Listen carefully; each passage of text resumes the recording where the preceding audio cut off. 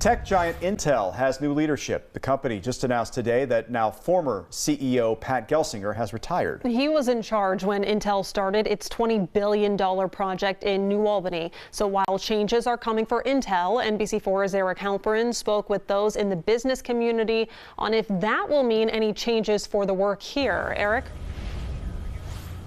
Jen and Jared, driving by the Intel site here in New Albany, you cannot miss the work. By my count, there are at least 20 cranes at the site, and those I talked with here today, in town today, say they do not believe Intel's leadership change will affect what's going on here.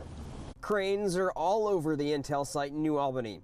The property looks a lot different than it did a bit more than 2 years ago when then CEO Pat Gelsinger was here for a ceremonial groundbreaking. Pat Gelsinger was great to Central Ohio, made a commitment to bring the Intel fabs here to New Albany, and so, it's kind of sad to see him go. The tech giant now looks different too. Since work has started on the $20 billion computer chip manufacturing site, the project's timeline has been pushed back, the company's stock has dropped, and there have been layoffs. Now Gelsinger has retired.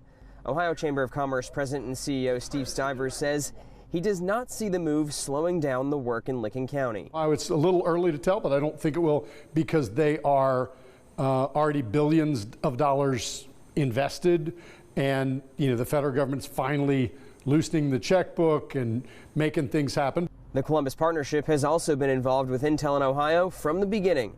Its president and CEO, Kenny McDonald, says Intel probably would not be here in the first place if not for Gelsinger. Well, as we've said many times, when we began the project and this journey, we knew that we were jumping into the semiconductor industry, which can be volatile, and we knew that we were going to sign up for the long term and that there'll be some twists and turns on this road.